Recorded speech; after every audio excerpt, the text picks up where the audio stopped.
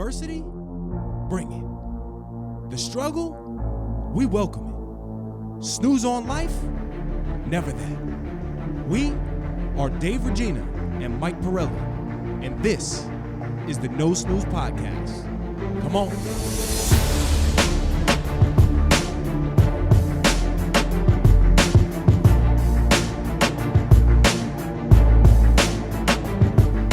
We're back, No Snooze Show 62. We are climbing the charts. I don't know what charts, but we're climbing them. Here with co-host Dave Regina, the magician behind the video audio, Kai Visions, a.k.a. Claudio. And then we got Justin, the intern of the year, 1 year running, 3 months in a row. That's pretty good. Today, again, very caffeinated this morning. Yes. Pre-workout plus a cup of coffee. Okay. Don't recommend unless you're recording a podcast. Did you do the pre-workout mixed with the coffee and chugged it? No, that would get. I don't know if that's safe at all. We would be. We should try. That's something you would do, though. You know what I've done though? I have done the protein shake mixed with a Keurig. That doesn't sound It was terrible. actually delicious. You used to do 4 shots of espresso in your That's drink. light work, Michael. Yeah, my little heart would explode. My little heart. Do I have a bigger heart? Yeah, you do have a bigger heart. Bigger back, bigger heart. So today, first off, we had a subscriber. Oh, we're climbing. okay. We got one. Subscribe, like, comment, follow at No Snooze Podcast on Instagram and everywhere else. Yep. And then we're going to jump around today, but we're talking a little bit of opportunity. Dave's got a tremendous story about a salad thief. Then we have some big news in the Pirelli front on the household, Podbot update, current events. I have a very good current event. I'm coming out of the pocket with my recommendation today, too. So. One day he's going to come in, there's just going to be like an animal in his pocket. I'm going to pull Justin right out of my pocket. He probably would fit perfectly like a pen. So I am excited for this episode. Yeah, man, let's rip it. Couple comments last episode on the pace, right? Which I think is our natural pace anyway. We try to slow it down in the past sometimes because we cut each other off. Yeah. But I guess it's pretty good. Yeah. Right? I rather than slow it down for people, they just got to catch up. Yes. Have you ever listened to an audiobook on Fast Forward? Yes. Well, I do podcasts on 1.5 sometimes. You do? I do. Oh, I do. I do something similar, but I can't do it with. I usually listen on YouTube now. I think I shared that hack with CV because he was saying he likes to listen to music because it keeps him, upbeat. And I was like, look, I just love listening to podcasts because you're banging out both. It's like the personal development while you're working out type thing. And he's like, the pace is too slow for me. I said, put it to 1.5. And he was like, oh, I got to try that. And has it been good? Yeah. You almost get more lost in a podcast. Yes, if they're talking, you have to then listen. You're kind of like, instead of a song where I at least find, then you're like, oh, I don't like this song, let me change it. Yep. With a podcast, if you do like an hour-and-a-half pod, you could work out for like 45 minutes and not even realize. Do you think people can listen to the No Snooze podcast on 1.5? It's just going to stress you out. Right? It's like those commercials when you turn on, whatever it is. Yes. Go! I haven't seen that. It's a I don't movie. know. Is that a movie? All right. So Podbot update. Yes. Right? First thing, I do want to jump into Orgain real quick, right? Tons of orders. I just like that people are taking the actual recommendation, using the code NOSNOOZE30, 30% off the first order. So it's pretty good. But for some reason, I haven't looked in a while, and there's like 30 to 40 new orders there. So that's pretty cool. I'm going to make a confession. I thought it was No Snooze 30 for 30% off of everything. Oh, that's what I've okay. been posting everywhere. So some of the people might be buying stuff. I know. Be like, so I apologize. No, they actually charge you an additional 30% the next they time. add it for a cup. Yeah. But I mean, full transparency, they get 30% off. We get 10% of that sale. And Orgain is our first advertiser of all time. Yes. So, I mean, we're going to ride with you. Maybe throw some more stuff our way. You want us to pump? I could use a T-shirt or something. Collagen peptide right in the mug right now. What happened to the? So this is I was given this mug by Dana's cousin, Brittany and Brandon, and this was the first mug I got after finding out that Dana was pregnant, I believe. I don't know if it was after the baby was born. And it frequently, because I don't have a travel mug right now, it frequently makes it into the car with me. When I'm in the car and I'm finished my coffee, I put it on the ground to make room for other liquids, protein shakes, things like that in the cup holder. It's rolled around and broke, and then I just keep reattaching it. Okay. So a fun fact in, I forget what Asian culture, but they see that as a sign of value, and they usually repaste breaks like this in pottery with gold. Wow. because it shows its age. That's a fun fact. Michael, can you turn it to the camera, please? Yes. Yeah, and for those not on YouTube, Mike is holding his regular coffee mug that he must have been driving with, which seems ridiculous because there's no lid on that thing. Yeah. And then there is a huge chip in the actual handle, so he's holding it opposite of the handle side, which I don't know if that's typically done. Look at this. But what if the coffee was hot, Michael?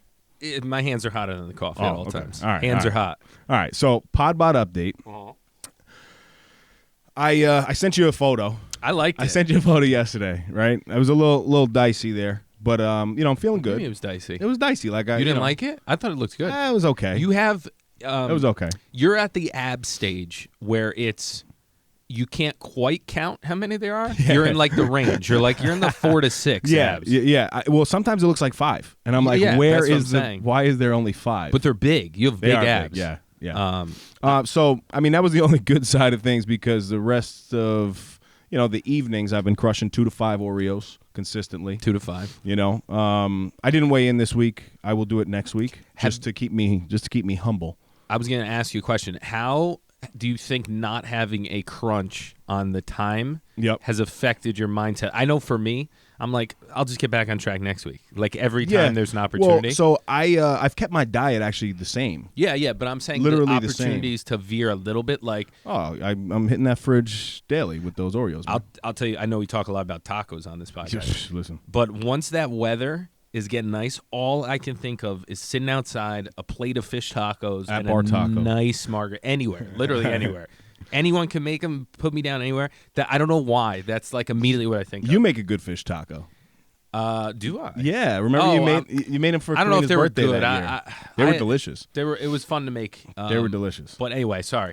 So yeah, Mike and I we hit a little brunch with a couple friends for one of the friends' birthdays. Shout out Nicole. What was your stat line eating? Oh, I was going to say, they were talking like, let's order 2 pizzas for the appetizer. Mike and I looked at each other. We're like, so let's preface this. 2 So pizzas. I got there first with Dana. So I was all the way on the left, and there was a 12-person table. So Dave's all the way on the right, right? Yeah. So they split us up strategically, I think, because it would have turned into a podcast. Yep. So every time someone's throwing an order option, Dave's looking at me like, that's not enough. That's not enough. And we were like chiming in, and at the end, everyone stops eating. And it's just me and Dave passing back what's left. He's like, you want the white pie? I'm like, yeah, you want the hot? Yeah. And we just kept switching. That Adriana Bella pizza was tremendous. Tons of flavor. It had some of your figgy jam on there. I might name my second born after that pizza. Adriana Bella, right? Yeah. It's a beautiful name. Adriana Bella. But yeah, they were like, let's get a couple apps, 2 pizzas. Mike and I were like, we're going to need 2 pizzas each. So we ended up ordering probably 7 appetizers, right? Instead of the 2 that was originally proposed. And you see who's a real eater once when you share a bunch of apps, everyone can be a good eater in that phase. Yep. Then when you get a full meal and people are taking the most embarrassing, I'm just getting in a lot of trouble. Most embarrassing thing of all time is, can I take this home? I can't remember the last time I took Dana takes stuff home. When's the last time you took something home? That was yours. There's nothing left. Yes, that's what my point is. Exactly. Like we were clearing plates. Yep. That's what we do. We clear plates. I was telling you when I went to Italy and I gained 35 pounds when I studied abroad. Fun story. They used to call me the cleaner or the dishwasher. The dishwasher. Because they would say that when they got it back, it was cleaner when it came out. That's hilarious. So we get to brunch. We finish the app phase. Then it's time for ordering. I ordered a massive steak sandwich, which was tremendous. But a lot of people ordered a pasta dish. Right? I got a chicken parm. Yes, with spaghetti. Exactly. So the pasta dishes were accompanied by a nice side salad. Right. Our buddy Mo, he doesn't know this, but he's gonna know it now. Yeah. So he was outside. He wanted some fresh air or whatever. He comes back in, and as he's walking in, I look to my left where he was sitting, and there was that one side salad. I look at Mike. I look at all the other pasta eaters. They're enjoying their side salad. I'm like, wow, that looks really good. So I slid it over.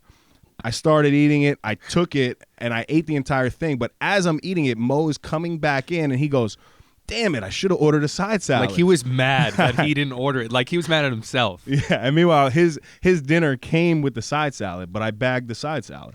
And the way Dave does stuff like this, these little pranks he does, he's like, it does it in the open so that it's more stressful for me who knew. So he was like Dave was looking at me, he's like, this salad is phenomenal. Right in front of Mo. And then Mo's like, look at him, he's like, damn it, I should have got a side salad. To the point where it was the end of the meal and I walked over and I sat with them. And Dave goes, dude, that was a great meal, but I think the best part was the side salad. And Mo's like, yeah, that looks so good, man. So, Mo, that was your salad, my brother. I apologize. I owe you one, man. But if you're going to steal any food item from someone, that you can steal a salad. I figured right? that was, yeah. But you know when just salad comes out fresh and I smelt the actual dressing. It wasn't like a... It was a house-made dressing. You could tell the vinaigrette was just everything was crisp. Yes, yeah. it was, man. I don't know. So I Novecento, right? Was the spot? Yes, it's delicious, really good. It was a good spot. So that's my Podbot update. I'm a salad swiper. Tell him Dave stole it. Yeah. So how have you been this week? So I did the weigh-in. Okay. And I think I sent. Did I send Yes, you guys? you did. Yeah, I sent you guys. So I had a good convo with my boy Manny. He's like, "Where you been, bud?" He goes, "How'd you do in your competition?" And I was like, "I failed." And he's like, "Yeah, I thought you were gonna." It's like Manny. No confidence. But I re-upped with some goodies, and then I jumped on. And Manny's like, "What would you be happy with?" And I said, "As long as I'm under 15, I'd be ecstatic." Because again, the diet's been good. I've been working out pretty good, not great. And I'm like, it's just mentally, it'd be nice to hang in that 14 range because that's where I got stuck. Yep. So, thin climbs, 14.9. So is this after Manny went to the back after you told him that So it I had could to be be in the below bank? 15?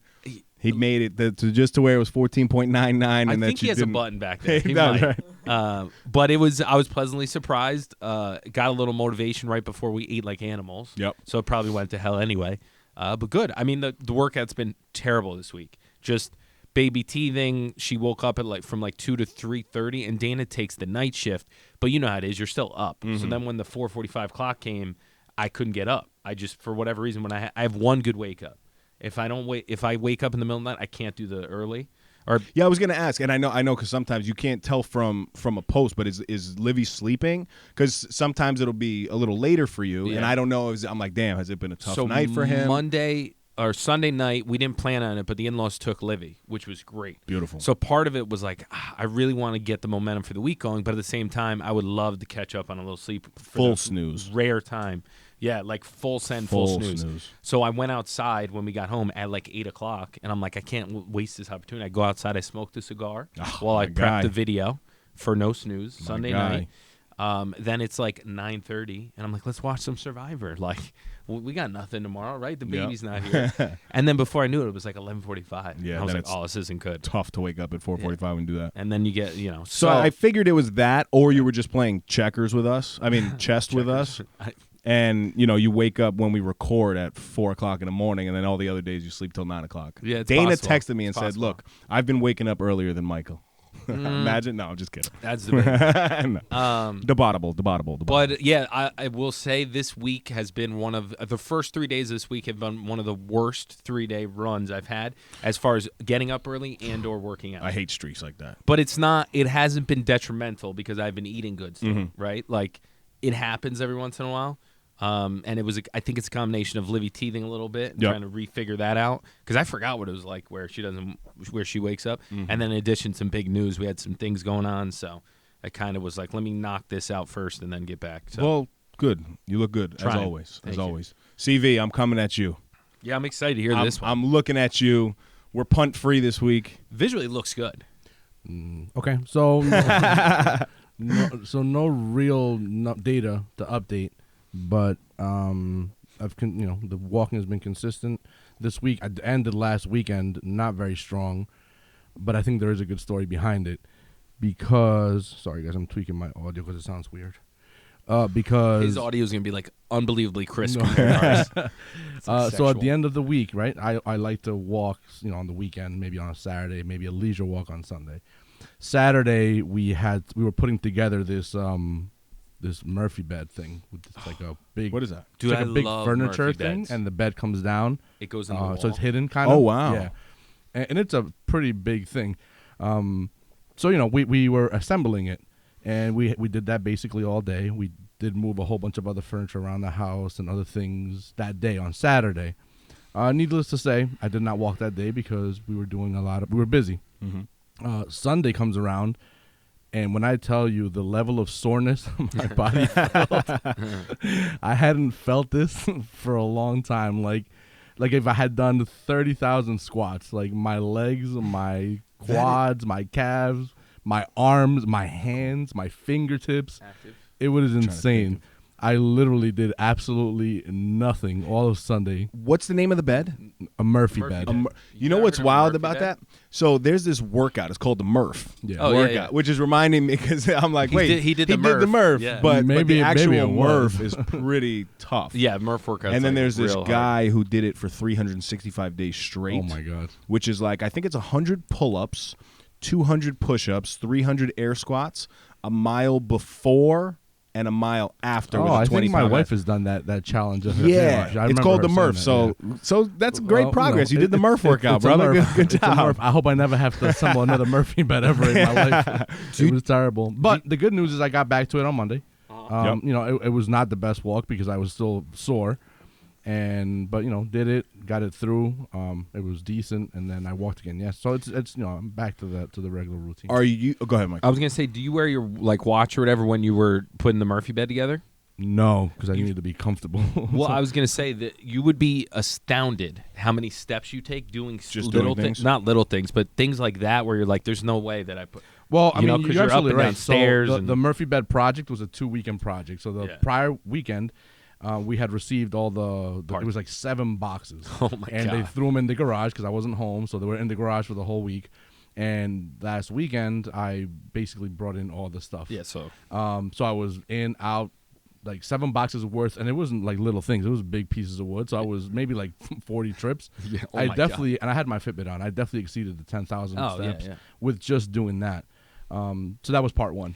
yeah, And I mean part that 2 was all counts. squats Though, or what something. I'm saying is Yep. like you did your walk that like if any, as long as you get to that number, it's like I don't care if you walked in a circle for 5 hours. Right, you still right. got, you know what I mean? Mm-hmm. So that's you good. know, I did intend to weigh myself this morning, but I completely, it was in my mind throughout the entire shower. I got out and poof, it vanished in the air, and I forgot. It works. And by that point, I was fully dressed, and I was like, I can't do this. Yeah, if yeah, I 'cause lost you don't 1 want- pound and I have 3 pounds of clothes, so I was like, nope. So are you still, just curious, Yeah. are you still committing to the 50 pounds in the year?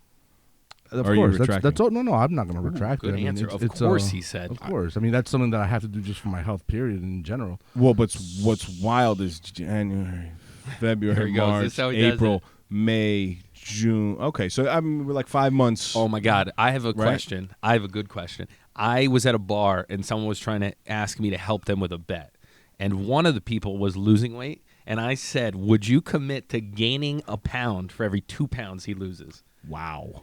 Because That's the tough. person who's gaining the They pound, would have it's to so gain- funny. You'd have to. Someone So I would have trying to gain 100 pounds. No. The other way. The other way.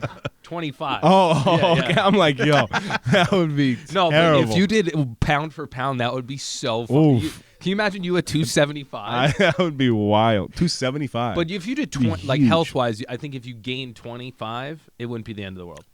I can't pretty commit bad. to because I you know me. I'm back on the straight and narrow. You are a machine, so like you could put from well, that's fat like to the fit to from fat to Yeah. fit. Yeah. No. So anyway, Whoa. I asked. We're trying to get people to commit to I'm stuff not here. committing to gaining to That's 50 hilarious. to 100 Isn't pounds. that funny? I'm Think not about how doing. motivated he would I be. am not if doing every that. 2 pounds he lost, you Yeah, gained I had one. to gain- It'd be I don't so know. funny. The more Listen. Mike talks about this, I'm There'd have kind of to- liking it. yeah. There'd so have to we'll be work on it. something. Yeah, there'd have to be something in it. I mean, he could do it, no problem. He could Yeah. just transfer it, and then we do Yeah. before and after together, so then it would look like it just traveled. That would be so good. Claudio just is so fit, and I'm just so fat. I would be so mad. No, and Dave though he would gain 25 pounds of pure Muscle. raw muscle. There's no rules. Oh my god. Yeah, you'd have to. Go get up to Or you 600 cut- grams of protein a day. Yeah. Or you like cut before, so then you just have to regain back. Oh my god. It'd be a fun challenge. I hope someone does. No, that. I'm not doing that. So the reason why Good call, Dave. I'm on it. The reason why I said it was because the year is flying by, and I'm getting nervous because of the way I put myself out there. Like if I don't get a new job by the end of the year, and it's already halfway through the year. Yeah. You know, so we are getting through goals. But and don't you think it's been a long year? it has already, It man. kind of but feels like you know, it's been like the longest 4 months of all time. yes, it has been for sure. But so my thing to CV would be you should really sit down and do an analysis, right? Because at the beginning of the year that was like 1 pound a week, somewhere close to that. Now that you're 4 months in, that number changes, and every week that you go without hitting that previous goal, it gets harder and harder and harder, which is the same thing we're feeling on our regular goals, right? But it's interesting. I think there's going to be an exponential uptick. Once the house gets settled, I think he's going to hit a stride. That's my guess. I think he's more like you in that aspect, man, too. I would put money on CV right now. Because I see the tide turning. Yes. I see the momentum. Like I in would a put fight. money on him too now. No, you can't. But I just put money on No, I would. But in 4 months from now, that's when the real bet would, like for me, then I would really know. But then it's too easy because it's too much. There's less variables. I don't know, because You he gotta do could it be like early. you. He could be like you, where he Like loved who? like to be I'm just kidding. squeezed. You know what I you mean? People? Like you people. What do you mean you people? No, he could be like you. I said. Yeah. Okay. Because like if I gave you 4 months, if I gave you Oh, you're 12 saying months, use the back you end. wouldn't really be motivated. 12 No, like months the out. last 2 but when months we I get do. exactly, yeah, and then you'd go crazy and you'd hit it. Possibly. I Right? mean, clearly I didn't. So, Well, that's all right. but I like that CV. I might throw some cash on. Yes. What's the line these days? Does anyone have betting odds on CV? Listen, if I got $100 for every pound that I had to gain, maybe I'll do it. Wait. How are you making money out of this? I do it with him. If you're making me gain 2 pounds for every pound that he loses, That's kind of funny. Maybe we can crowdfund people to pay for you to gain weight. just get Dave Regina Fat Fund. All right, yeah, we'll shelf this. This is a good idea. Oh man, I hope nobody does that because I'll be upset. Nothing will fit anymore. Yeah, that would be terrible. It'd be tough. See, I think I can gain 20 pounds in like 2 weeks if I really wanted to. Yeah, it's too hard for me. I think I would have to stop like working out, which would Yeah, but just for Drive me 2 nuts. weeks. Get a ton of sodium up, hit a couple buffets, buffets. Chinese buffets, and just load up on that MSG. Let's switch series quick. Yeah, sorry. All right. Yeah. Current event.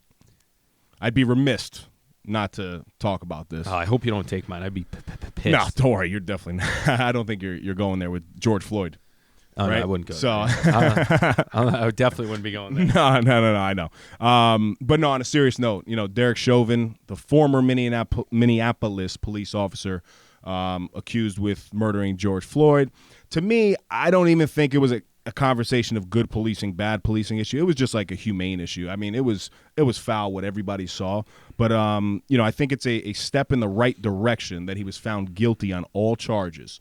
I think that is literally the very least that should be done. I know there's people that are saying, yeah, it still doesn't change the fact. Of course it doesn't. It was a human issue, right? He was, of course you could say he's racist. Of course you could say he was a terrible police officer. That stuff is kind of obvious. But the fact that he had his knee on his neck for 9 minutes is just inexcusable. So I really commend the jury. Imagine having to be a juror on that case, right? Like your whole life changes in that moment because you could be exposed right away. Yeah. Right? Obviously, the family and friends of George Floyd that had to watch the video over and over and over and over again. Everybody who testified against him, I think it was so commendable. The police officers from Minneapolis that had to testify against him too, because they know good policing versus bad policing, right? So I think it doesn't change things, by any means, but it's a step in the right direction because a lot of these cases in the past, there was no outcome like this. So at least there's accountability.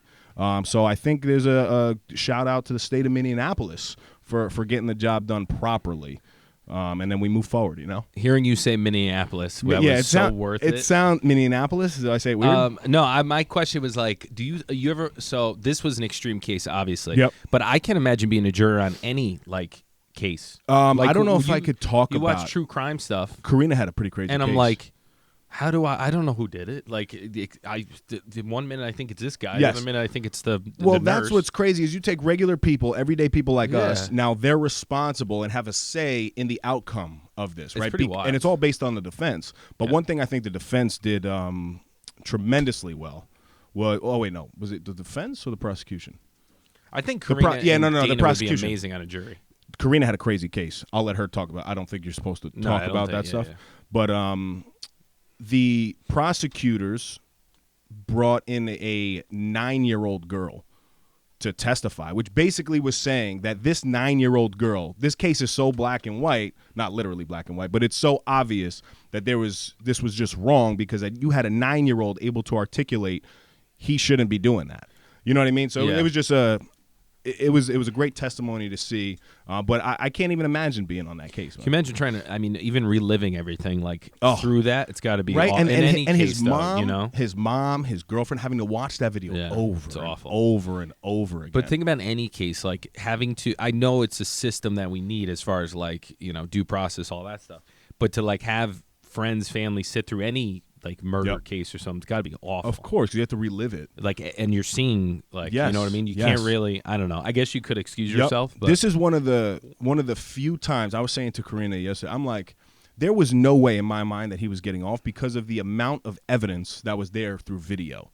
Right? I don't think in any previous murder trial was there ever this many witnesses, this many angles. Even the street cameras were working.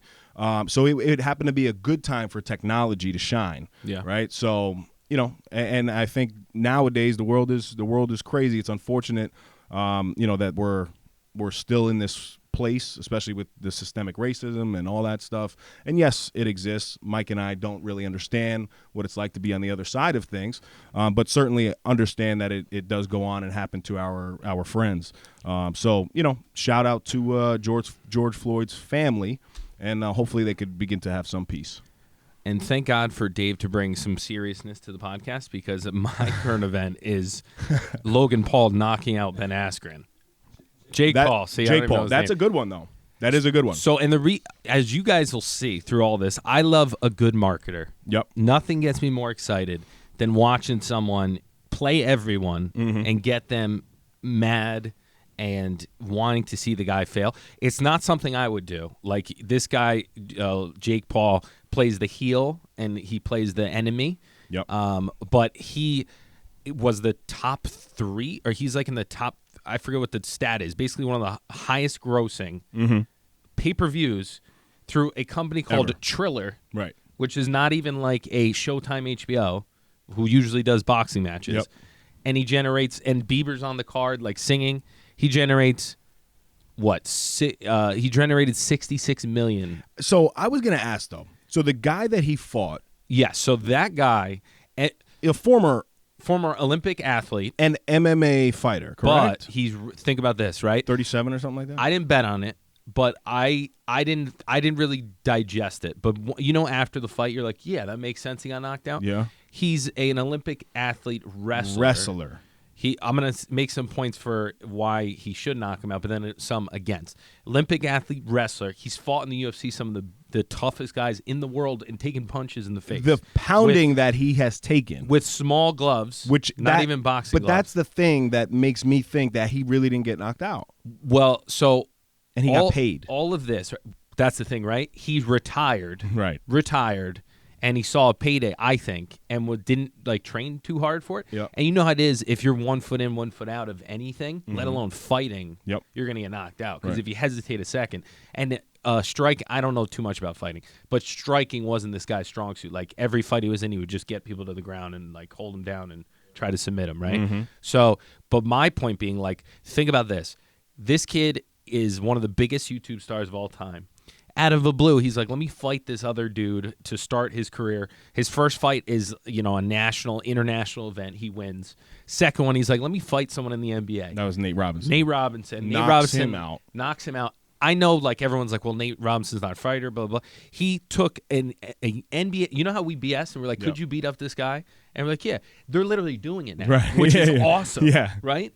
So, like, maybe one day people would just be calling it, like, average. You'll be like, I want to race. What's the guy's name and the biker? Lance Armstrong. Lance Armstrong. Dave's like, I want to race Lance I Armstrong. literally almost said Dave Armstrong. Dave Armstrong. I want to race Lance Armstrong 10 minutes on a Peloton. Like, it's very specific. It's maybe there's a shot, but that is so interesting to me. And imagine if you can crowdfund, get millions of dollars for that, and then obviously Dave Legstrong would obviously buy into that. Then this dude, third fight, strategically picks a guy, like, so smart. This is how boxing, they do it anyway to build up the resume, but he's doing it to public figures who have the following. Yes. And he's knocking them out. He is. Which is wild. That was wild. Like, to knock anyone out as that, is you got to give the kid credit. Yep. And he's a genius because now all he's doing is talking to everyone and everyone wants to fight him. I think we can follow this. Conor McGregor would make more money fighting Jake Paul Yes. than he would Well, that's why anyone like in him the and, UFC. him and Money That's Mayweather insane. fought. Sorry. But Sorry. now I That's think crazy. we can follow this. Like I see I love the rock on your socks. Technically, Yeah, you the wanna fight Rock. him? No, you're gonna fight him. Technically, the Rock really was like a fake wrestler, right? Yeah. So I mean, you should be able to knock him out if we train you for this. Me? No. Yeah. So your boy, who's the guy who went and worked for Below the Belt, Brendan Schaub? Yes. Greg? Oh yes, from Manhattanville. You're Yes. talking about yes. Greg? Yeah. Greg. I think Freights. Yes. Frades, yeah. Yes. Congratulations on the new gig. But anyway, on his podcast, he was talking about if he could fight anyone, he'd fight like The Rock. Yes. Because he wants the person to have a big following, Right. but not have the experience. Because he's Correct. like, and he used to be a fighter. Yep. So he's like, it's a very different animal when you're in there with a cold hard killer, even if they're retired. Yep. So the Jake Paul scenario, I think my man's going to just be picking off people Just that knocking are famous, dudes out. and all these UFC fighters are going to want to fight him, but just building his name. I think if I have to fight somebody, it's got to be a guaranteed win. And I'm thinking like I'm going for like Donald Trump or Dude, you don't think my Joe man's Biden. gonna- you don't They're think- both 70 plus. If I Knocking out the president. if I got knocked out by either one of those dudes, I take the show off the air. But here's my thing: Take you the show off the air. don't think they're going to come up to you before the fight and be like, "Listen, I have a cool 100 mil. I would be like, Take a dive." absolutely. That's what I'm saying. You would lose because they would come and they'd buy the win. absolutely. Because their Wait, egos. is my political career shot now because I'm going to knock out Donald Trump and Joe Biden? That's going to be the clip of the new episode. Dave knocks out Biden Oh my or Trump. god! I mean, either one. Yeah, but you know what I mean. You got to be confident. But though. think about how crazy this is. We're in a locker room BSing. Like I remember we had an argument. One of the kids we played football with, Charles, thought that he could tackle Reggie Bush if Reggie Bush was in the locker room. full speed. Just pads Just in a tackle. locker room. Well, I think you could. Dude, it's Reggie Bush. Like, Yeah, but my still- man was the fastest. He would make. But you said NFL, in the locker room. What, they would go out was on a the pretty big field? locker room. But they No. would go out on the field? Or, No, it's like in a locker room. but think like, about it. All Charles would have to do is like get a dive and grab an ankle. All right, have you? All right, so let me say, he has NFL players that try to do that to him, and Yep. they don't touch him. Think about that. And They don't touch but my point being, if Yep. someone could organize that, Right, get it it going. would be the most entertaining thing of all time. Well, that's like, I mean, do you really think that I don't have a shot at beating Michael Jordan in horse? that's the thing, right? Because like You remember- I think I have a shot. I don't think it's now. yeah, of course now. See, but that's the same interesting thing with because like it would be awesome to see that because if he just comes out and doesn't miss, you'd be like, then wow. Yeah, then I'm screwed. But if you beat him, the bragging rights Yeah, are right? incredible. So I think it's Exactly. worth it. I think what they should do is they should have like people bid to do this stuff Yep. so that the ex pro is making money and it's worth a risk to you. So like there's some pressure. Yes. Right? Okay. Where if someone comes in cold and they're like, oh, there's no pressure, I get a shot. But if you have $100,000 on it, Yeah. that like, and if you win, you get your money back. Yeah, and if somebody pays me off to take a dive, You would. I'll take the dive. Yeah. Absolutely. I don't know who I can take down famous of if anything. I mean, the only thing I would be very confident is Pac-Man. Oh, beating somebody in I'm Pac-Man? very good at Pac-Man, which is a fun fact that a lot of people don't know. You know why I thought of Pac-Man the other day? Super random. You were talking about fortune cookies. Come to find out, there's a fortune cookie emoji on the phone. Oh, It looks like Pac-Man. you thought it was it's Pac-Man just- this whole time? Yeah, I thought it was Pac-Man. Yeah. I don't know. I love a good fortune Random, cookie. right? We talk about Yeah. fortune cookies. Yeah, I love how we're talking about fortune cookies. Are we not going to acknowledge the paper towel on your neck again? Oh, Jesus. I still have it in, huh? Is that toilet paper or paper towel? Toilet paper. Okay, all So right. when I shave in the mornings, I actually ruined a shirt. It went right through it. Let's see blood if it went stain? through. No, you're good. You know how people on the morning show do this. Yep. Pedro Rivera, you know. Yes. He knows. Yes. That's my guy. Can we get into a little No Snooze recommendations? Yes. All right. You going first or you want me to go first? You can go first. Yeah? Yeah. Yeah, I usually set the stage, so I don't know. All right. You want me to go first? That's fine. Go All ahead. right. So mine is very relevant, and you'll find out later in the podcast why, even more so now. But in the past, very relevant. So I use a thing called homestyler.com, which allows me for free. You can do a paid option. I like the free option to basically map out your layout of your house in a 3D rendering. It's very straightforward, very easy. You can watch YouTube to learn it.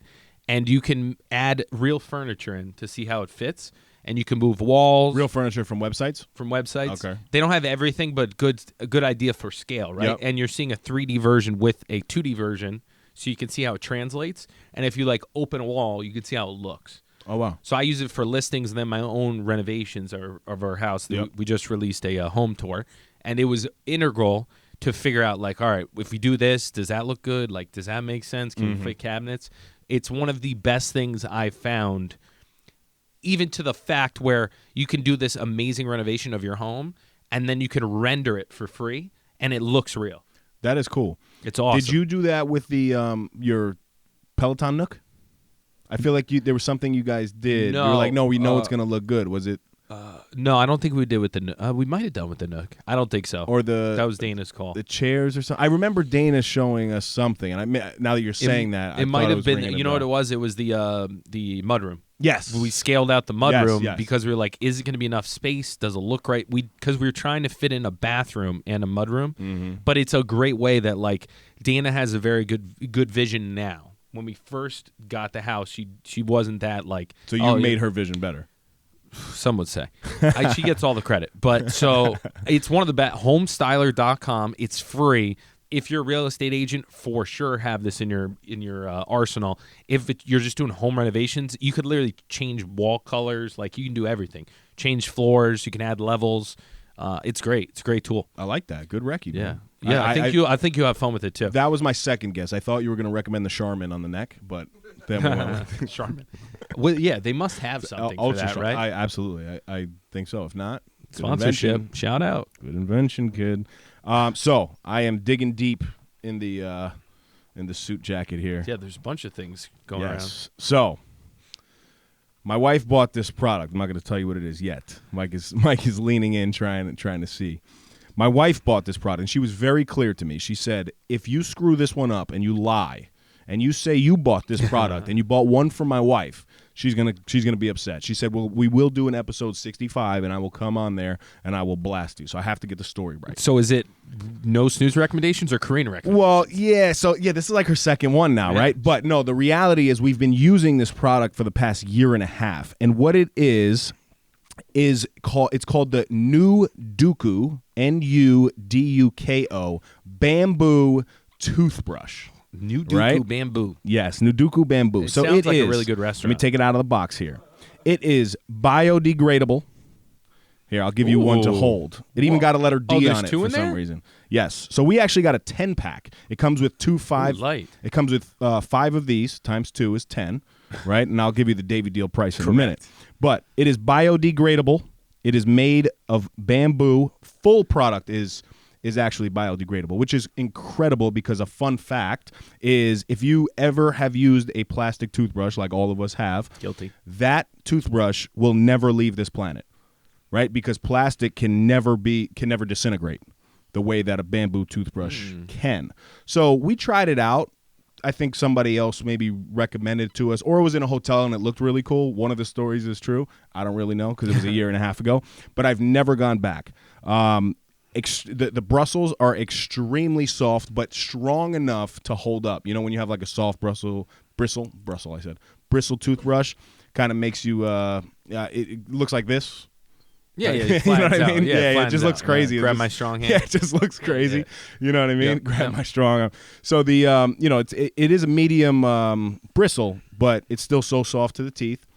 I will never go back to plastic ever in my life. I'm going to just start bringing plastic Ever. toothbrushes and just tempting them. Like, look So at this bad boy. there is over 6,700 4.5 to 5-star reviews on Amazon. Whoa. Right? And all you have to do is type in Nuduko, Nuduko.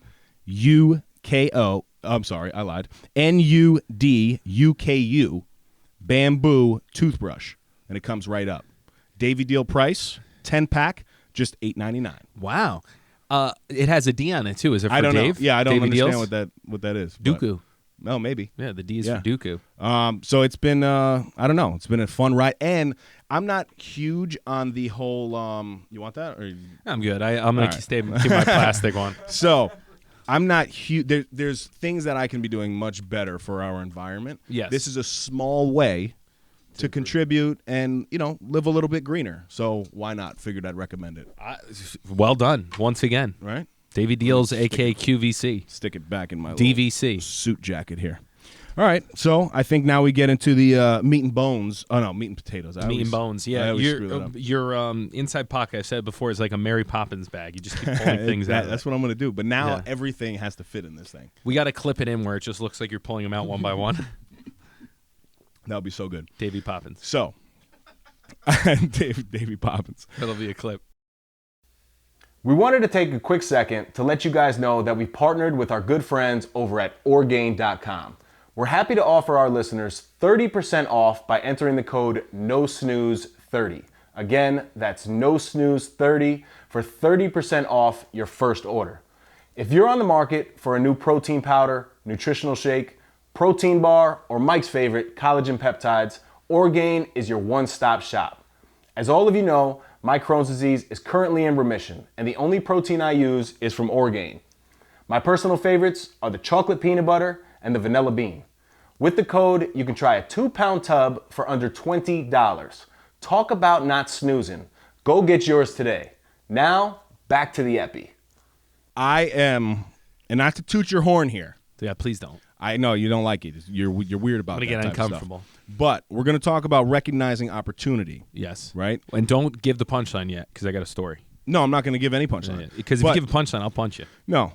So I feel like most of us, we view our problems in our life, and this is me too, as real problems, right? Instead of looking at the problem and saying, wow, that's really just a challenge or like a hurdle I need to go over. My life changed tremendously when I made that small switch. You've always done it really well because when there's problems, you're looking, as you've said, you're a fireman. You put the fires out. Right, whereas a lot of people fun of for that, yeah. Where I don't think I'm a fireman. Where you just allow the problem to just sink in, and there's nothing that you do about it. But real change happens when you can recognize that all of these problems are just opportunities to learn, opportunities to get better, and opportunities to make change in your life if you want to make change. Right, You're going through some things that you'll discuss now. That sitting back as one of your best friends. I am so proud of you guys, and it is. I get a great feeling knowing that my best friends are attacking their goals. Right? Appreciate that. No, absolutely, and it's the truth because I feel like in the past, you always compete, right? So if there's something you do, of course I want to do it better, of course. But at the end of the day, it's like my brother, right? When he does something really good, I'm genuinely happy for the guy. If any of my best friends, I'm happy for the guy. I like how you talk about me a little more, and then you're like, I'm happy for the guy. No, but you get what I'm saying? It's not something that's seen nowadays, whereas the reality is if we just acknowledged each other's wins more, I think it would change the morale of society in general. Yeah, right? Absolutely. Yeah. So break us down. Tell us what's going on. I know there's a lot going on in the Pirelli world. Well, so I'll start with a story. So I have a listing that I'm working on, and I love the house, right? So originally I went to my wife and I was like, what do you think about this? Because it hadn't been listed yet. And I kind of wanted to get her feedback. And I didn't think she'd go for it, right? Because we were still in the middle of a renovation. So we brought it to market. Originally she was like, I don't know. We're just doing a renovation. We're going to move. We finished this house. It's beautiful. I want to enjoy it, right? Understandably, as normal people would think. So we bring this house to market. We get like 4 or 5 offers in the first week. And in my head, once I didn't have the okay with her, if she's not 100% on, then I'm like, it's in the background, but I'm not banking it at all. I have a job to do. Let me sell this house. So 5 offers, very good ones. The first person backs out at a kind of nowhere. Second person, we get all the way to contract signing. Like they were going to sign and put the money down. Inspections, extra inspections, talk to them. They're all on board. They love it. Can't wait. Dana comes into the house the day before and is like, is this sold? And I'm like, we're signing contracts tomorrow. Like it's done. Don't even say anything because I didn't want to hear it. Where's the house located? I'll get. So basically we get to the point where the next morning they're supposed to sign, people back out. So I'm like, oh, this is a little bizarre. Like, what are the chances? Like, it didn't make sense. A lot of stuff when people back out, I'm like, it makes sense. They had this going on, blah, blah, blah. This one I was like, this doesn't really make sense. So in my head, I'm like, all right, I got to get it back on the market. I got to do an open house. There's all these things I got to you never stop marketing it, but I got to rekindle some of the momentum. Yep. So I tell Dana, she kind of just like, hey, what's going on, in the real estate world? What are you doing? Blah, blah. So I give her the update, and I see her head. She starts to start thinking, and I'm like, why, you like the house now? And she's like, yeah, I told you I like the house, but I don't know if it makes sense right now. So I didn't think much of it. Started the momentum, put the open house in for Sunday. I get home Wednesday night. And keep in mind, I'm getting nonstop calls on this house, setting up appointments. I'm getting prepared to resell it. Wednesday night, Dana's like, do you mind if I go for a run? So this house is around the block, like down the street. So I don't know this, but she runs around a loop and goes by the house. So as she runs by the house, comes back, I'm playing with Livy, and she looks at me and she's like, I really like the house. I'm like, wait, what are you saying? Are you giving me a green light? Because I'm very I buried it. But as soon as she said that, in my head, I'm like, oh, we could do this, we could do that, we could do this. Mm-hmm. And the market's nuts. So I'm like, we can rent out our current house, and we could actually make some money off of this goddamn thing that we spent a ton of money on. Because I'm very, logical. I don't care that we haven't used it. I'm like, it can generate income, so I love it. Let's move. So she's like, I think so. Yeah, I think so. And I'm like, you got to tell me 100%, because if I go to these people, I'm representing them. So I have to make sure they're in a good position regardless, right? Mm-hmm. For example, we had someone that wanted to buy the house, and they were like, you represent me so I can get a better price. I actually gave that to another agent. I said, I don't want to know anything.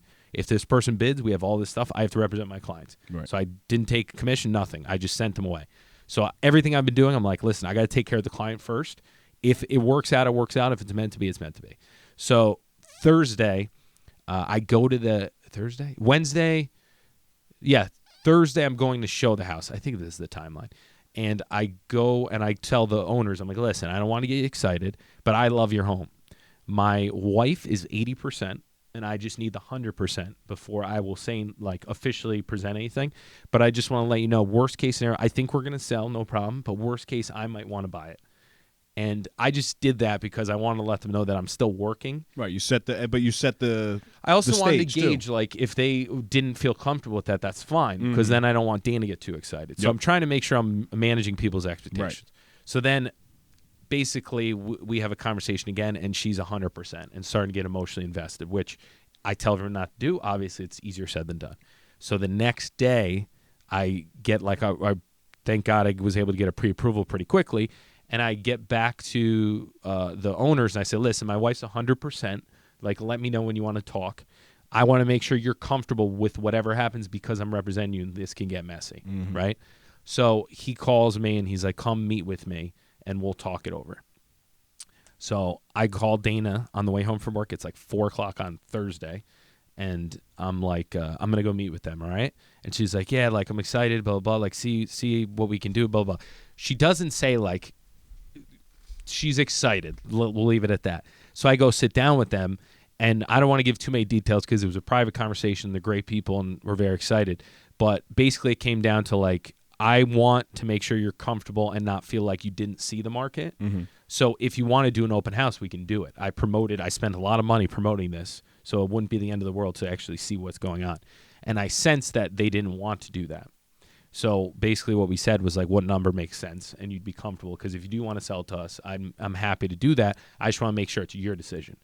So they sent a number, and we came to an agreement. So I agreed, and I assumed Dana was good with it.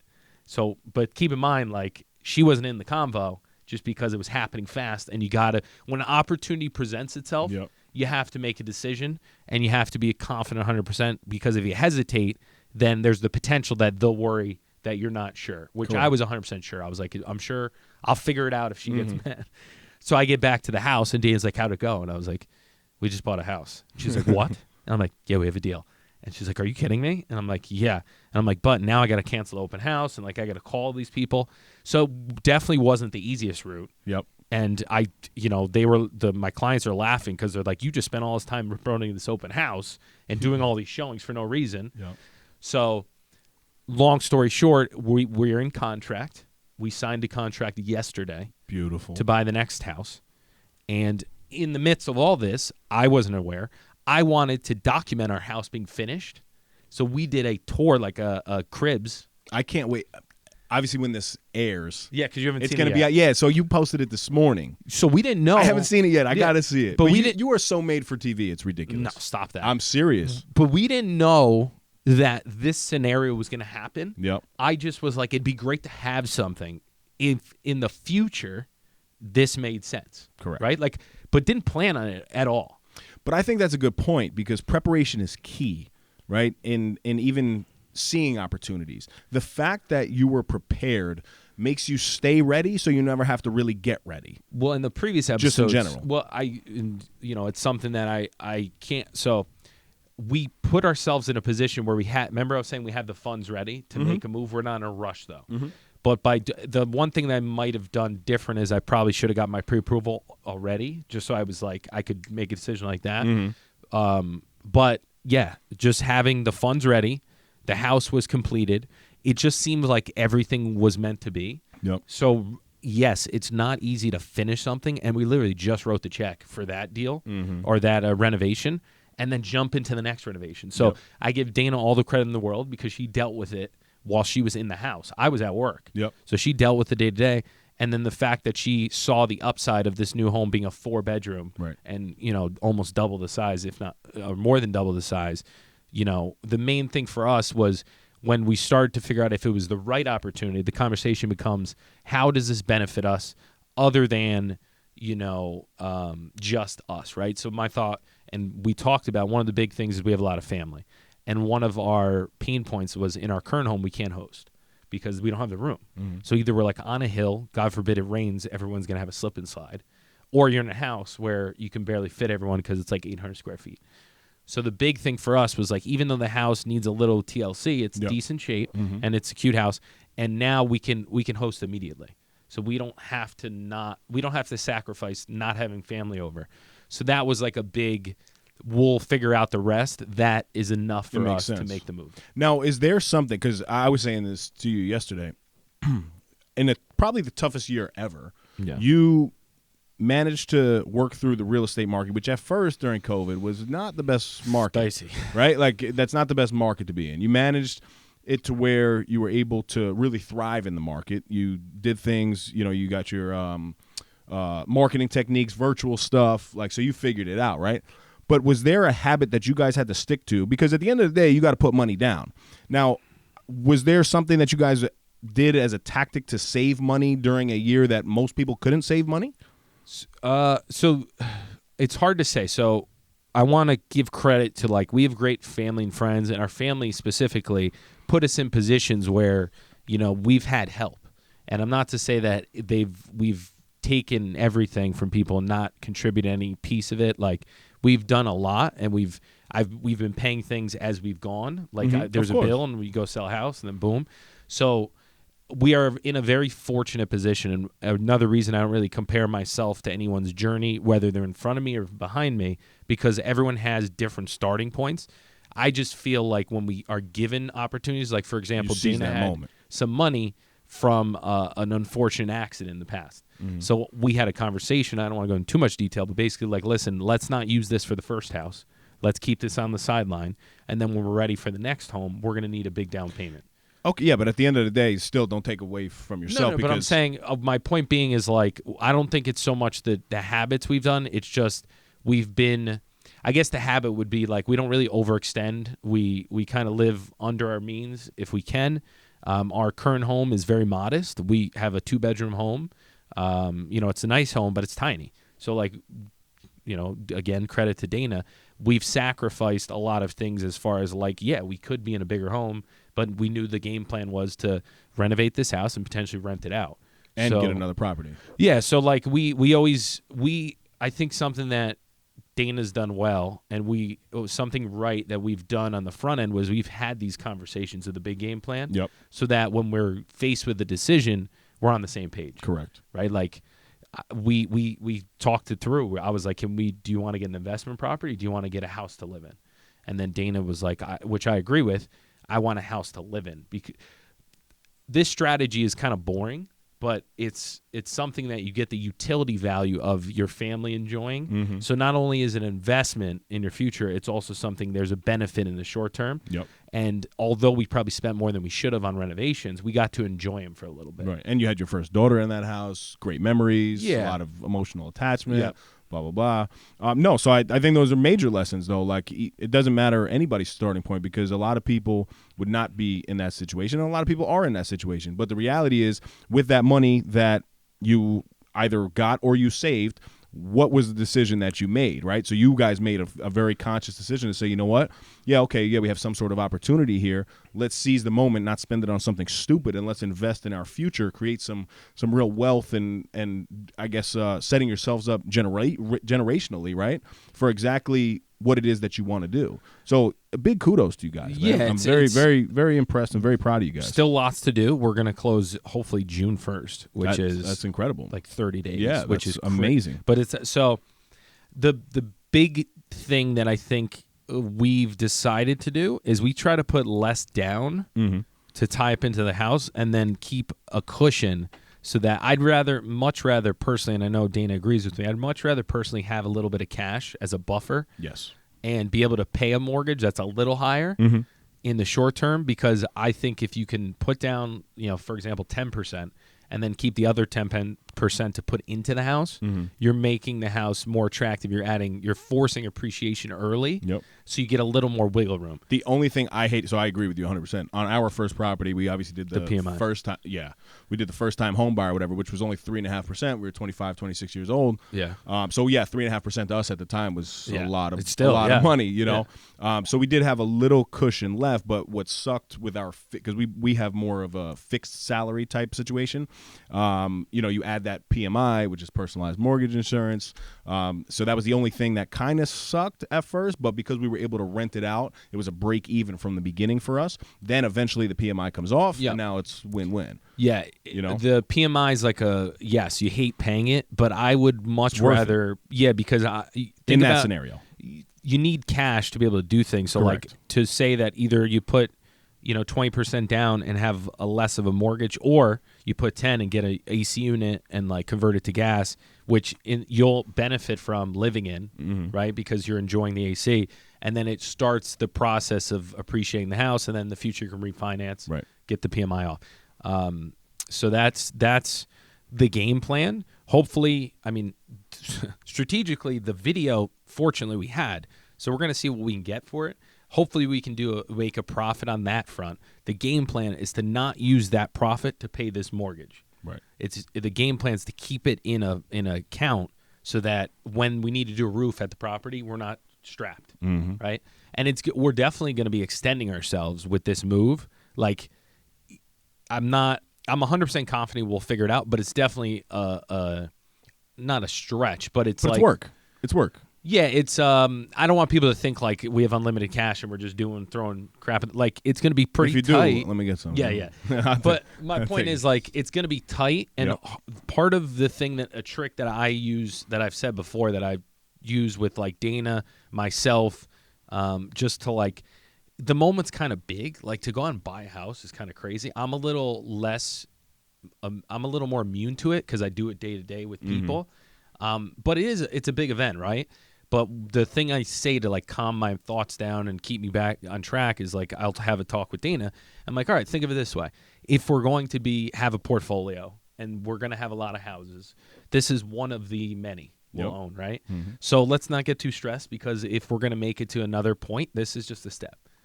Your new hashtag is #buy the block. No. That is what you're doing. I wanted to buy the house next door, but I remember it was a lot. Like, it was basically the same thing. Needed a lot of work. Whereas this, we can move in. Right. We don't have to do anything right away. Good. But we can if we want. So that's kind of been the nice thing, is like, worst case, don't touch a thing, just move in. I want to articulate your point a little bit more on the because I wrote something down here that, like, for me, when I'm going through a process of recognizing opportunities, one of the points was that it provides energy. Yes, it takes work.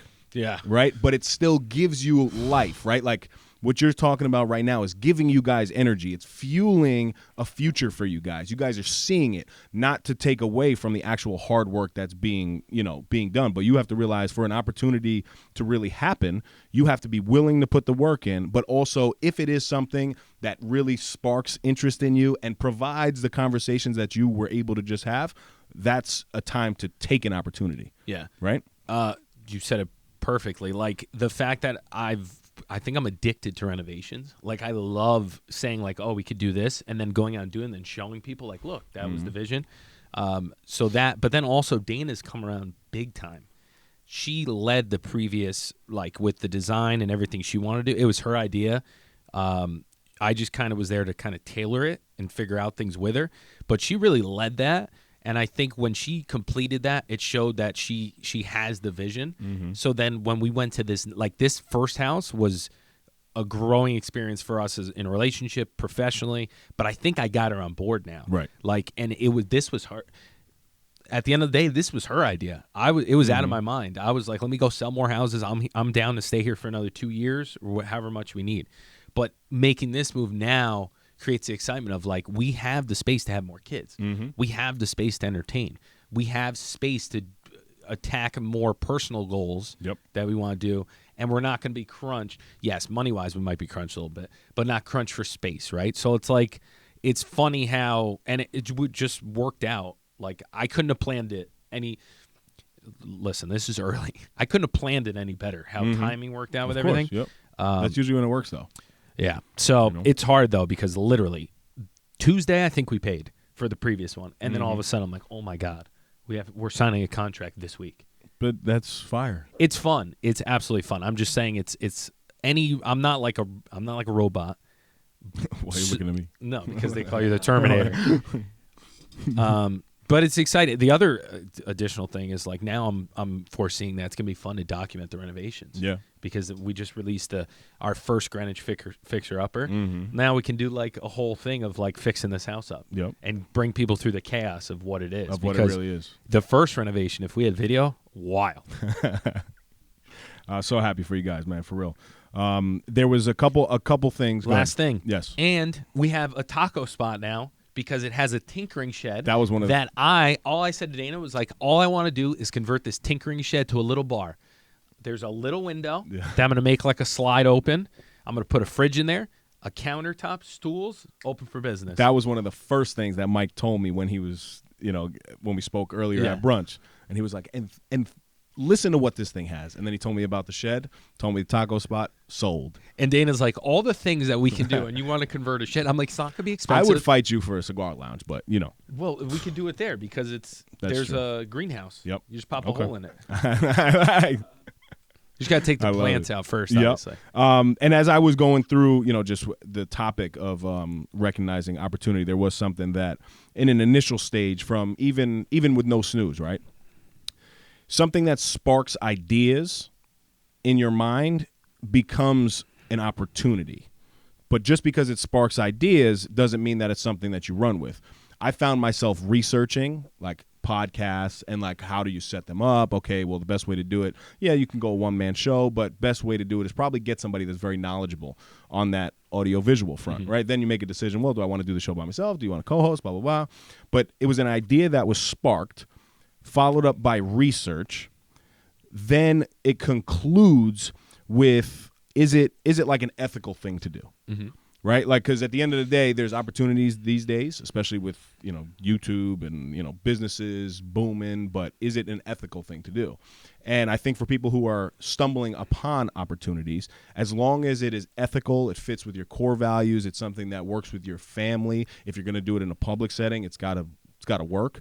And that's a big thing for me moving forward. I'm sure you Just smart. feel the same on especially the ethical thing with being in real estate. But I think you get to a point, too, that once you make the decision to take advantage of the opportunity, you get to see, does it, at any point within your timeline of what you have in your mind, does it begin to carry its own momentum? Right? And even you speaking through the whole house thing, at some point, it kind of took its own momentum, right? Like the fact that you went to the guy, the owners, and he basically gave you the okay to say, you know what? Yeah, you got the feeling of he doesn't want to put it on the market. That right there, to me, when I heard you say it, I'm like, okay, that was probably the moment that, like, now the momentum is really in your favor. Well, I think it started, to your point, I think it starts when, like, you start talking about it, right? Like, when you said to that, I found a business card from Fortina and Rye. We were eating dinner after Dave closed on his house, and he told the waiter, he goes, we have a podcast. We didn't have anything yet. He goes, we have a podcast. We want to record here, blah, blah, blah. And my man was so nice, and he's like, whatever you need, you can come record out of here. But it made it real, and it showed that people believe it, so why couldn't we do it? Yep. So to your point, like when I say things like on the podcast, like I said, we're going to buy a house before the end of the year, Dana, who listens, and I say this all the time at home, didn't really believe it.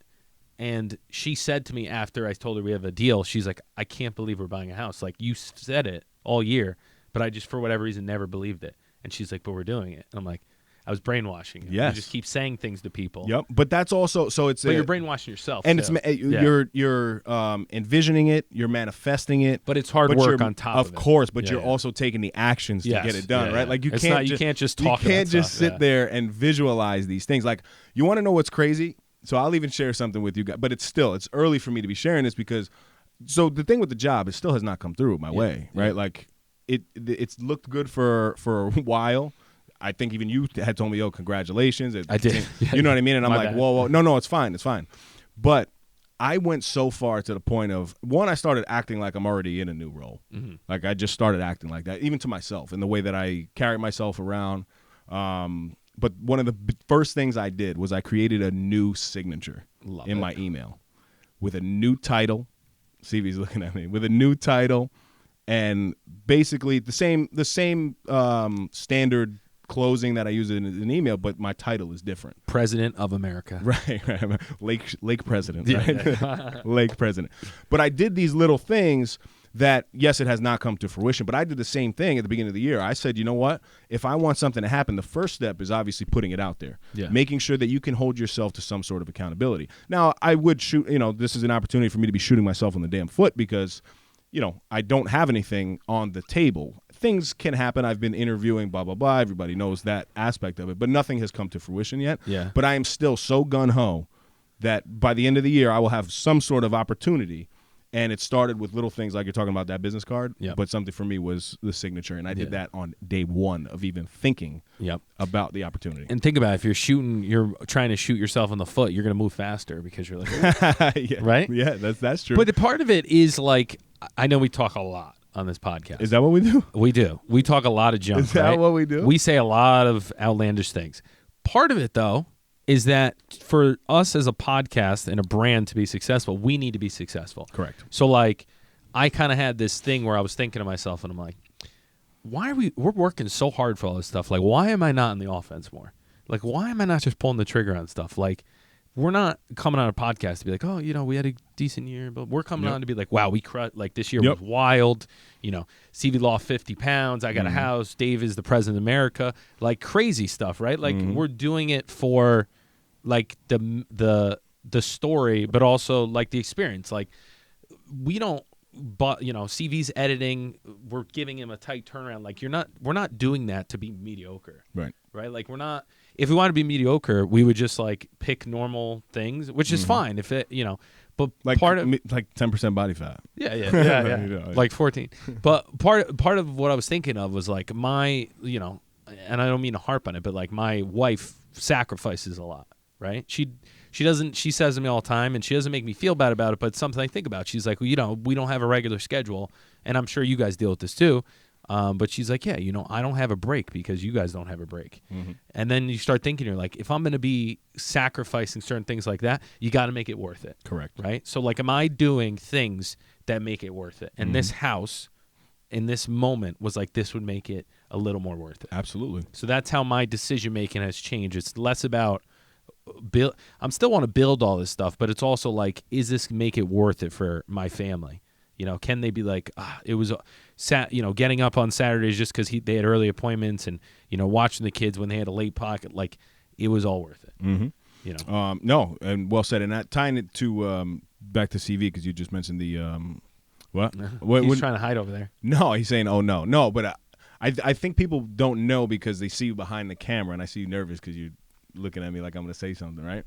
But what people don't know is like Claudio, and I think No Snooze has something to do with it in terms of the motivation, right? Like we all want to just be better in our lives. Yeah. So Claudio and his wife just went out and bought a house. Oh yeah, absolutely. Claudio Huge. went out from the beginning. People don't know this. He didn't even have this equipment. Oh, yeah. He had to learn how to do this, but then it became a thing of like, all right, if I'm going to learn the shit, I better kill it. Yes. By the way, and I just said shit, I sounded atrocious on the last episode. Like I had such a foul mouth, and I apologize to people because I do know that. No, I don't know. You say yeah. I know. yeah. I didn't think. No, there were certain things that were said that I was just like, damn, you sound like you're in the the cigar lounge with the guy. Sometimes part of, and I think it's a good thing about the podcast, but I get lost in it. I forget that I'm in a podcast. Yeah. So I always, have to remain professional. But going back to CV, like that wasn't an easy task for you to accomplish. So yes, we bust your chops about the whole body weight thing or whatever. Oh yeah, it's not all about that. It's obviously. not, and that's why like when Mike was talking, he was saying to me when I accomplished it, yeah, you talk this big game, but at least you go out and do things. That is such a small thing compared to the bigger things that we're doing, right? Yeah, so in it's just CV's case, in the marketing thing, it's like easy for people to attach to. yeah, absolutely. absolutely. It's like, you know what I mean? Yep. So CV, do you want to say something on the about the opportunity? No, I'm serious. Going back when we first asked you to like do this, and you were he said no, but then I guess something happened. Yeah, for him I find that hilarious. that he was originally like said no to you. He said no like twice, I think. Yeah. And then something must have happened in his head that he saw an opportunity and was like, well, you know what?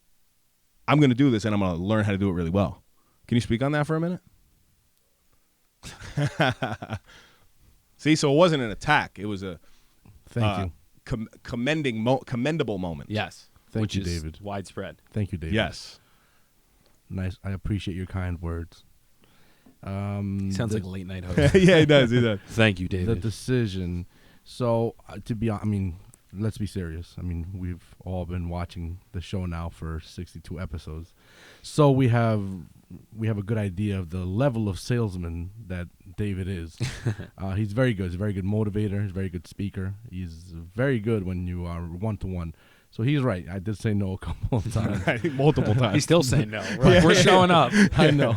Multiple times. But he is perseverant, and well, you don't like that word, but he kept kind of pitching it to me and having me understand the vision, and to be honest with you, it was his passion that I think sold it for me. The way he speaks about the podcast, you have to remember we're going back 62 episodes. No, probably more, right? Because we 70. We had some trash. and it was really hearing him speak passionately about this project that he wanted to do, and at the end of the day, I do always like a challenge. And although my instinct was like, no, it's just going to be more work, more this, more that, more headache, at the end of the day, it's really not in my wheelhouse, because it was not. The challenge kind of, tickled my fancy, so to speak. Hey. And it got me kind of going, So I said, why not? Let me, the passion was a big thing for me. So, because if he looks like he was half-assed into it, then it's just going to be a waste of time. Mm-hmm. But if you know David, you know that he doesn't really waste time.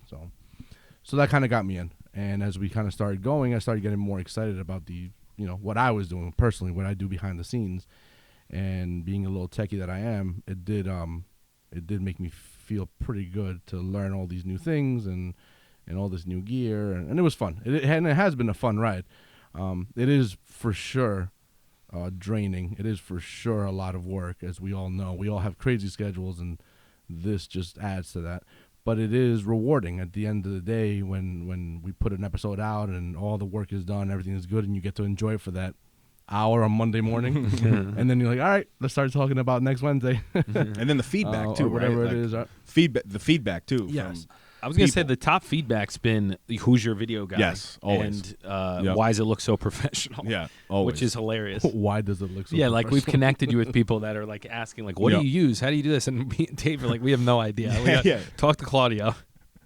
No, I just wanted to mention that phenomenal, because yeah. obviously behind the scenes, it's a much bigger thing. But talking about like recognizing opportunity, Oh, yeah. you seized that moment. You were able to put the effort forth, and then you took it to a level to where I don't even think we knew that it could have been there because Mike was I was literally like, let's record on our when phones. I asked Mike, he's like, "Yo, let's do it on our phones," Yeah, and I'm yeah. like, "On our phones? No, we're going Yeah, going you guys big, had good baby." foresight there. And I do think that this is important to say, but you have to, when the three of us got together and the three of us talk about this, you do have to have faith in your guys and the people around you and your team, and that is I think major component as to why we're still here 62 episodes in and probably for another 62 and plus, because when you see people's dedication to what we're doing, I don't only see the vision today, but I do see that vision that you've talked about, that where this will be. The backwards hat, the tactical baby. All of that. 50 pounds less, all of that. Yeah, I'm staring at TV while he's talking, and this thing's right in front of his face. He looks like the Terminator, like because he's got and the thing light is blinking. blinking too. Yeah. Guys, remember, it's TV magic. I'm in the middle between Oh, you. yeah. Oh, that's that's right, right here. CV. Nice guy. Why we pet him Nice every guy. time? Like, have you ever saw someone pet them? It's weird. But no, CV been phenomenal. You're a testament to like when you have a good opportunity, seize it and then figure it out. Right? Like, because that's something we've done as a team and a unit for this. Like, we've never done a podcast, so we were all in the same boat, which was good. Yep. Like, everyone was coming from a similar. Yeah, I need a Britney Spears mic because my head moves too much. Can we put a helmet on him? Yeah, dude, The that helmet would be with awesome. an attachment You know how many to the clicks we get on microphone? YouTube? Just Instead of be the like, beer what is that cans kid hanging wearing? down, just the microphone. Yes. Yeah, that's a good idea. But yeah, so anyway. Yeah, man.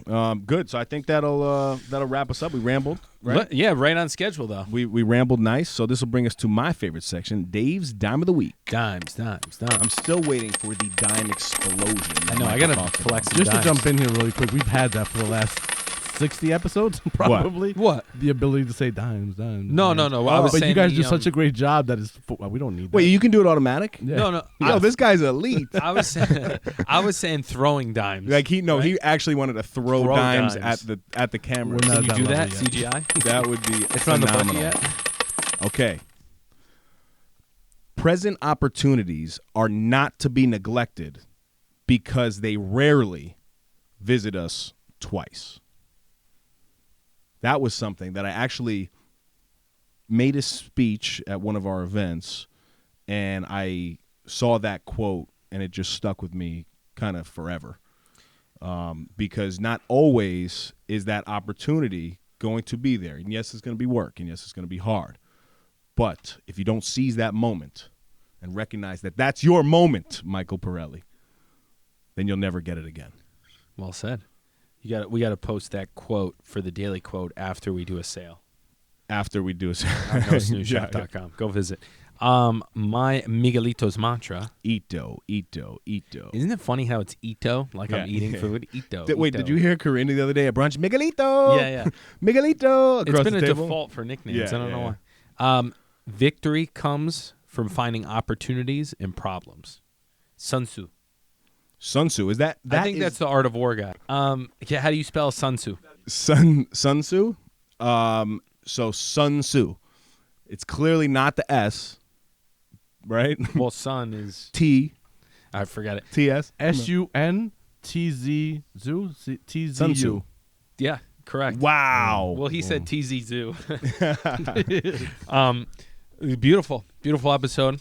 Thank you Listen. for the opportunity of me to work with you, fine gentlemen. Listen, man, I'm happy for your success. I'm happy for your success. And anybody listening to this, we're happy for your success as well. Unless they don't subscribe, then I don't care Then, about we got beef. So Yeah. do all that. Like, subscribe, tell us hello, something, right? Yeah, say anything. Good stuff, guys. Until next time, stop snoozing. Get up and get after it. 62.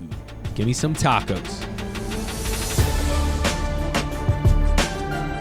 That's another Effie in the books. Go follow us on Instagram and Facebook at No Snooze Podcast. Subscribe to our YouTube channel, No Snooze.